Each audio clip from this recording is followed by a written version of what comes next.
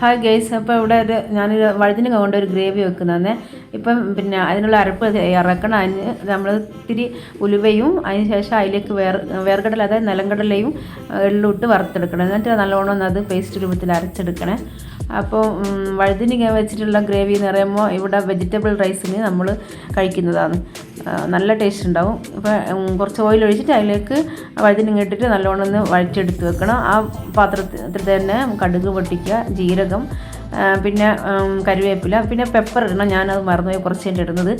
ഇപ്പം കുറച്ച് ഉള്ളി വാട്ടിയതിന് ശേഷം അതിലേക്ക് പച്ചമുളകും തക്കാളിയും ഇട്ട് കൊടുക്കണം. എന്നിട്ട് അതും നല്ലോണം ഒന്ന് വാട്ടുക. ഇതാണ് ലിപ്പാണ് പെപ്പർ ഇടുന്നത്, ഫസ്റ്റ് ഇടുന്നതാണ്.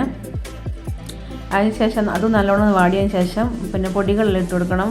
മുളക് പൊടി, മല്ലിപ്പൊടി, മഞ്ഞൾപ്പൊടി, കുറച്ച് ഉപ്പും ഇട്ട് കൊടുക്കുക. ഇപ്പോൾ ഗ്രേവി കത്തിരിക്ക വാട്ടിയതും കൂടെ ഇട്ടിട്ട് നല്ലോണം ഒന്ന് വാട്ടിയതിന് ശേഷം ഇപ്പോൾ ഇവിടെ ഇടുന്നത് ഞാൻ ഉപ്പാണ്, നമ്മൾ ബ്രൗൺ കളർ ഉപ്പിൻ്റെ പൊടിയാണ്. അതിനുശേഷം അരപ്പില്ലേ, അത് ആ അരപ്പൊന്ന് ചേർത്ത് കൊടുക്കുക. എന്നിട്ട് നല്ലോണം ഒന്ന് വഴറ്റിയതിന് ശേഷം കുറച്ചും കൂടെ വെള്ളം ഒഴിച്ച് നല്ലോണം തിളപ്പിക്കാൻ വെക്കുക. അപ്പോൾ ഇതിന് കുറച്ച് എണ്ണയൊക്കെ ഉണ്ടായിട്ട് വരും, ഊറി വരും. അപ്പോൾ കുറച്ച് നേരം ഒരു 5 മിനിറ്റ് വരെ തിളപ്പിച്ചതിന് ശേഷം പിന്നെ നമുക്ക് പുളി പിഴിഞ്ഞ് വെച്ചാൽ നല്ലോണം പുളി ഒഴിക്കണം. ഇതിൽ പുളി പിഴിഞ്ഞൊഴിച്ച് കട്ടിയിൽ ഒഴിച്ച് കൊടുക്കുക. എന്നിട്ട് പാകത്തിനൊന്ന് ഗ്രേവി ആകുമ്പോൾ നമ്മൾ ഒന്ന് നോക്കിയിട്ട് ഓഫ് ചെയ്യുക. അപ്പോൾ ഇത് വന്നിട്ട് നമ്മൾ തമിഴ്നാട്ടിൽ, അതായത് ചെന്നൈയിലെ വെജിറ്റബിൾ റൈസിനൊക്കെ സൂപ്പറാണ്.